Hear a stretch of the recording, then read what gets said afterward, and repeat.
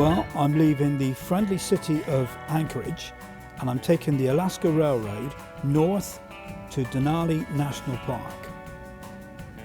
From there, I'm going to head right into the middle of the park by small plane to Talkeetna. While I'm in Talkeetna, I'm going to fish the Moose River. Now in the Moose River, there's supposed to be a lot of Arctic grayling, so that's what I'm going to target.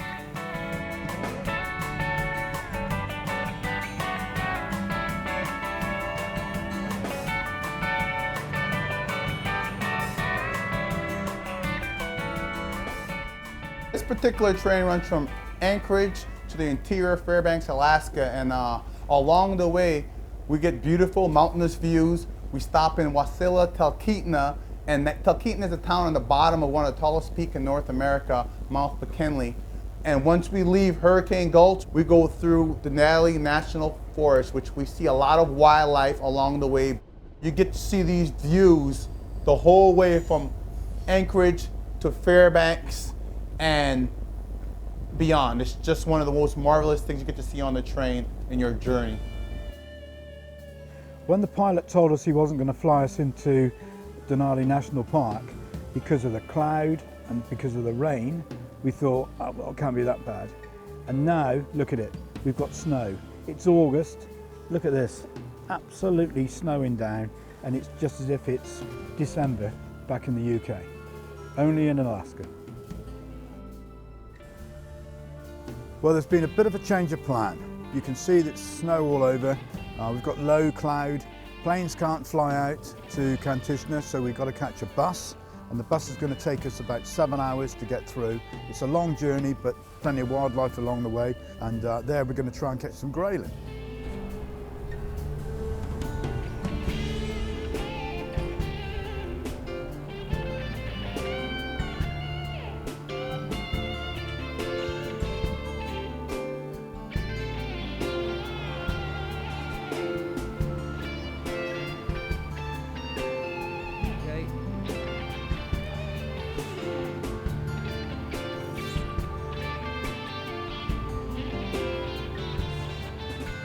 Well, what a journey that was yesterday through Denali National Park.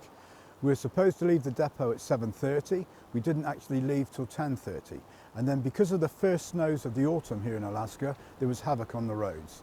So we had to stop at various places. And when we got 2/3 of our way through the trip, we were told the road was closed. We had to turn back. So we were really disappointed. As we were driving back, we met another coach and we managed to ship everything into that coach. That lady, Christina, brought us through all the snow, through whiteout. It was just an incredible journey. And we didn't get here till darkness at 10 o'clock at night. So this is the first time I've had to have a look at this beautiful river, great scenery in the background, and the chance of catching some really big Arctic grayling.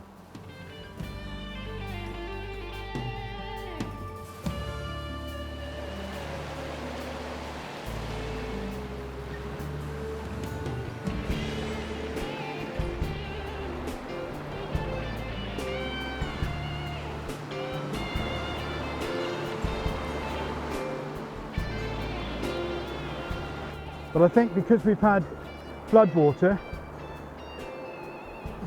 it's the sort of area where you've got a chance. But it's difficult actually trying to work the fly. I've got a big, pretty heavy nymph on the point, 4mm bead, some lead wire underneath, and that's taking down the smaller copper-headed strip quill nymph. So I'm actually using the bigger fly to take the small one down for me. And I'm not sure whether they're going to take the big one or the small.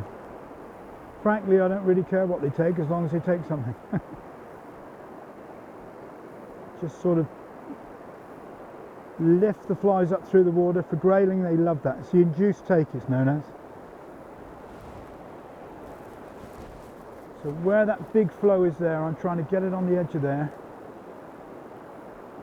Trying to get it to come round with the current and the flow.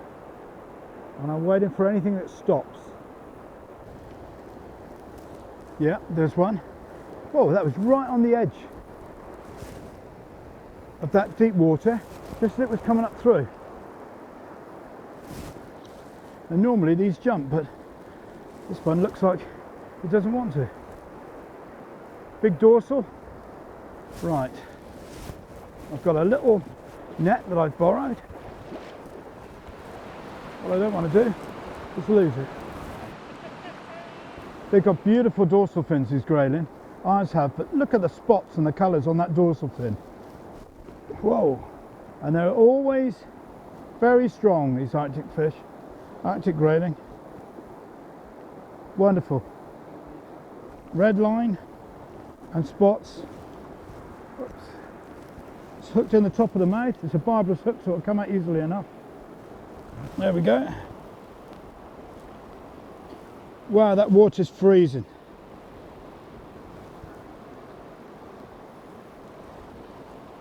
Okay, off you go. Straight back down to the bottom again. That's what they always do. Right, 1 minute I'm fishing in Moose Creek, trying to get some grayling. The next second we've been told clouds are coming in, so we've got to fly out. So we've literally loaded up. We've just got to get in the plane and fly out. So it's goodbye to Denali National Park.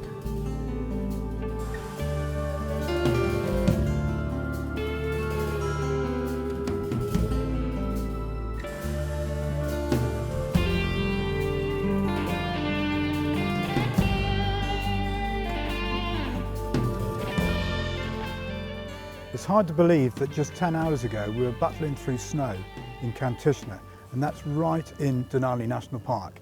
But there was a break in the weather, we were flown out, and here we are now at Talkeetna. At 20,310 feet, Mount Denali is the highest mountain in North America. It's also the second highest mountain in the world, Everest being the biggest. But people have told me out here that Denali stands for the Great One or the Tall One, but we've actually been told that it means the High One. Staying in Talkeetna means that we're not on the junction of one, but actually 3 rivers here. So I'm going to go down along this river, and as an angler I've got to have a look and see if there's anything about. I'm sure there's some chum, probably some pinks. Let's see what there is. I've only been here for a few minutes and I've seen chum and pink salmon coming up through, but they're pretty dark fish. So they've been in the river system for quite a long time and they're making their way up through. Some of these are going to die before they even get to their spawning grounds, but a lot do get to their spawning grounds, and this is part of their incredible long journey.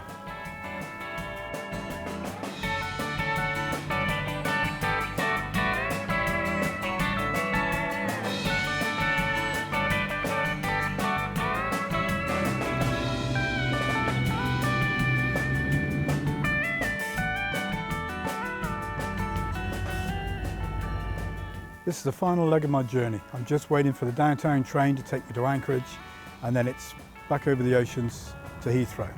But it's been an incredible adventure. I've flown 6 times since I've been here.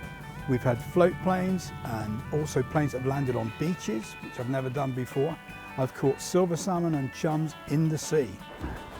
Let's see if I can just hold it up in all its beauty. Look at that.